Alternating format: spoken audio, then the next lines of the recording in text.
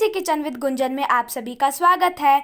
मैं जिया सिंह, मम्मी की लाडली, आज आप सभी लोगों के साथ मंचूरियन मोमोज़ की रेसिपी शेयर करने जा रही हूं।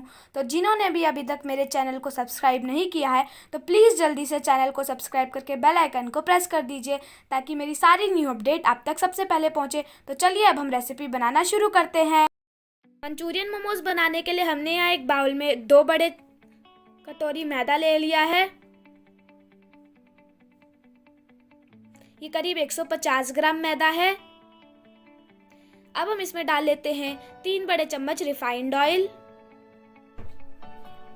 और इसे भी हम अच्छी तरह से मिला लेते हैं मैदे में। इससे क्या होगा कि हमारा जो मोमोज है वो बहुत ही सॉफ्ट बनेंगे।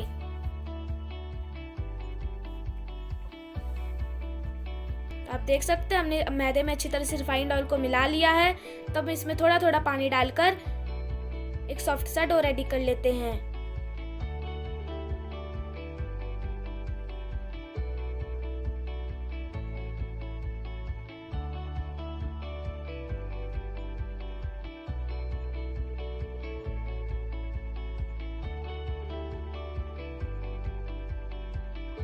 तो आप देख सकते हैं हमने सॉफ्ट सा आटा गूंद लिया है,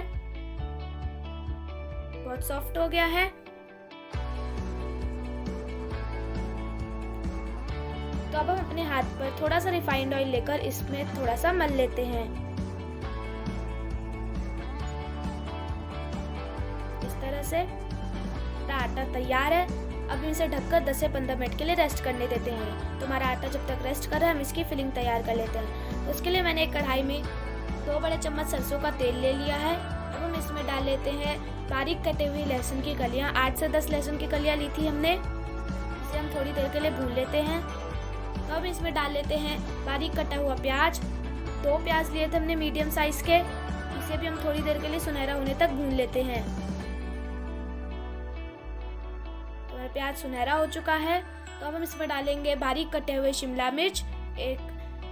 एक शिमला मिर्च काटा था हमने मीडियम साइज का। इसे भी हम हाई फ्लेम पर 2 से 3 मिनट के लिए भून लेते हैं।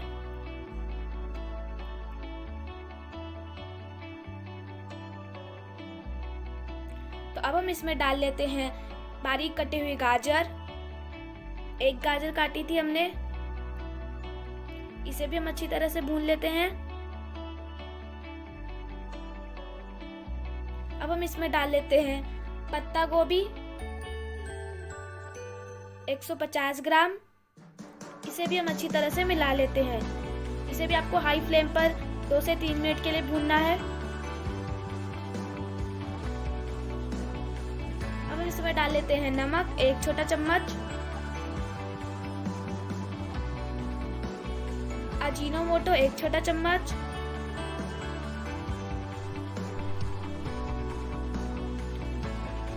विनेगर 2 बड़े चम्मच। इन सभी चीजों को हमें अच्छी तरह से मिला लेते हैं। मोमोज की स्टफिंग बनाते हुए आप ध्यान रखें कि आप सब कुछ को हाई फ्लेम पर ही फ्राई करें। अब हम इसमें डालेंगे ऑरिगेनो 1 छोटा चम्मच। इसे भी हम अच्छी तरह से मिला लेते हैं। आप ऑरिगेनो की जगह पे मैगी मसाला भी डाल सकते हैं। तो हमारी स्टफिंग बनकर तैयार हो चुकी है। अब इसे ठंडा कर लेते हैं। तो हमारे डो ने भी रेस्ट कर लिया है 10 से 15 मिनट के लिए। तो इसे दोबारा से हम 1 मिनट के लिए गूंद लेते हैं। तो चलिए अब अपने मोमोज बनाना शुरू करते हैं। तो इसके लिए मैंने यहाँ पर थोड़ा सा सूखा आटा ले लिया है। इस तरह से मोमोज डो को लंबा लंबा करके छोटे छोटे उसके गोले बना रही हूँ। बहुत छोटे छोटे गोले बनाने हैं आपको। इस तरह से उसके पेड़े बना लेने हैं।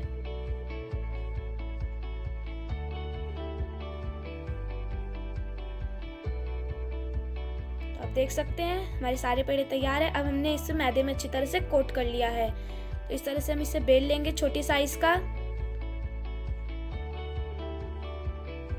और इसमें अपने मोमोज की स्टफिंग डाल लेते हैं।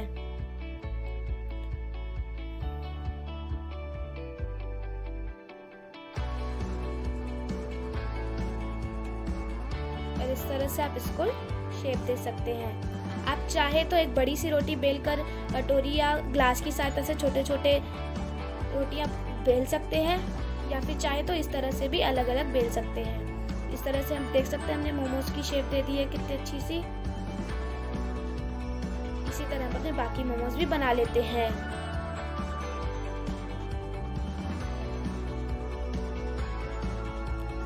ज़्यादा छोटे ज़्यादा बड़ा रोटी नहीं आपको बनाना है, इस तरह से आप उसको शेप दे देंगे मोमोज को।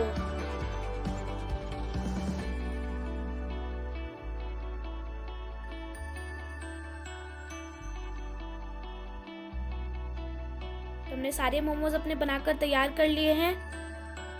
अब हम इन्हें डीप फ्राई करेंगे। तो यहाँ पर मैंने एक कढ़ाई में रिफाइंड ऑयल ले लिया है। अब हम इसे डीप फ्राई करेंगे। हमें इसे तब तक फ्राई करना है जब तक इसका रंग सुनहरा नहीं हो जाता है।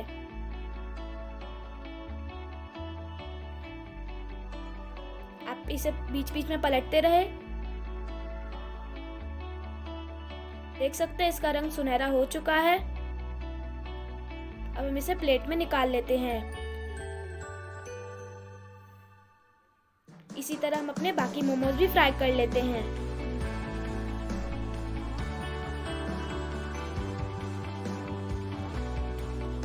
ये भी तैयार हो चुके हैं, इन्हें भी हम प्लेट में निकाल लेते हैं। तो चलिए अब हम मोमोज की ग्रेवी बनाना शुरू करते हैं। तो इसके लिए मैंने यहाँ पर एक कढ़ाई में फिर से सरसों का तेल ले लिया 2 बड़े चम्मच। इसे गर्म होने देंगे। तो ये गर्म हो चुका है। तो अब इसमें डालेंगे बारीक कटी हुई लहसुन की कलियां। 5 से 6 लहसुन की कलियां ली थी हमने। इसे भी हम थोड़ी देर के लिए भून लेते हैं। हाई फ्लेम पर ही आपको ये सारा प्रोसेस करना है। 2 से 3 मिनट के लिए भूनना, ज़्यादा नहीं। फिर हम इसमें डालेंगे प्याज, एक बारीक कटा हुआ मीडियम साइज का प्याज लिया था हमने। इसे भी हम थोड़ी देर के लिए भून लेते हैं। अब इसमें डालेंगे शिमला मिर्च। एक शिमला मिर्च लिया। इस तरह से आपको इसे मोटा मोटा काटना है, बारीक नहीं काटना। इस तरह से हमने प्याज के डाइसेस लिए थे। एक प्याज लिया था हमने मीडियम साइज का। इस तरह से आपको प्याज के डाइसेस काट कर डालने हैं। इसे भी हम थोड़ी देर के लिए भून लेते हैं। तो अब इसमें डालेंगे गाजर बारीक कटी हुई।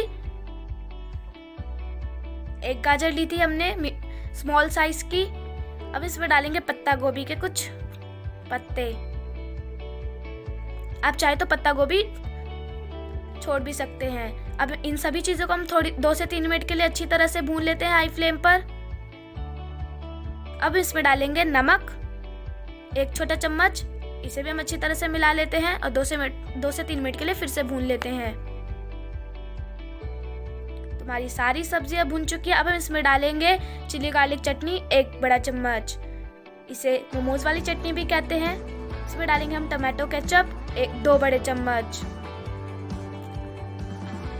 अब हम इन सभी मसालों सॉसेस को अच्छी तरह से मिला लेते हैं।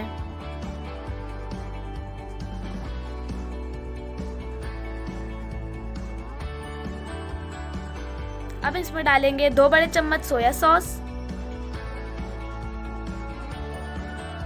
विनेगर 2 बड़े चम्मच। इन सभी चीजों को भी हम अच्छी तरह से मिला लेते हैं अपनी सब्जियों में। इसे भी हम थोड़ी देर के लिए फ्राई कर लेते हैं। तो जब तक वो फ्राई हो रहा है हम पेस्ट देते हैं। यहाँ पर मैंने 1.5 बड़े चम्मच अरारोट ले लिया। उसमें मैं थोड़ा सा पानी डालकर एक इस तरह से पतला सा बैटर तैयार कर लेती हूँ। तो हमारा बैटर तैयार हो चुका है। अब इस बैटर को हम अपनी सब्जियों में डाल देते हैं और इसे हम गाढ़ा होने तक अच्छी तरह से पका लेते हैं। तो अब देख सकते हैं धीरे धीरे गाढ़ा होना शुरू हो गया है। ज़्यादा गाढ़ा हो जाए तो थोड़ा सा पानी डाल दे। देख सकते हैं अच्छी तरह से गाढ़ा हो चुका है। अब इसमें डालेंगे अपने फ्राई किए हुए मोमोज। अब इस ग्रेवी में मोमोज को अच्छी तरह से मिला लेते हैं।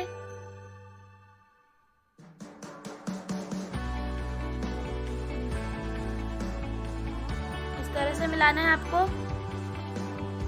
तो देख सकते हैं अरे मंचूरियन मोमोज बनकर तैयार हो चुके हैं।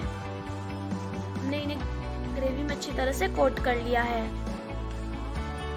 तो हमारे मोमोज बनकर तैयार है। अब हम गैस को बंद कर देंगे और इसकी प्लेटिंग कर लेते हैं। तो हमने कुछ मोमोज बचा कर रख लिए थे और उन्हें हमने स्टीम कर लिया है। तो आप इस तरह से भी मोमोज को स्टीम करके बड़े आराम से एंजॉय कर सकते हैं। अगर आपको रेसिपी पसंद आती है तो वीडियो को लाइक करें और ज़्यादा से ज़्यादा अपनी फैमिली एंड फ्रेंड्स को शेयर करें। और एक बार आप भी इस रेसिपी को अपने घर में ज़रूर ट्राई कीजिए और अपना एक्सपीरियंस कमेंट करके ज़रूर बताइएगा। तो मिलते हैं हम नेक्स्ट वीडियो में फिर से एक न्यू रेसिपी और नए अनुभव के साथ। तब तक के लिए आप सभी को मेरा प्रणाम।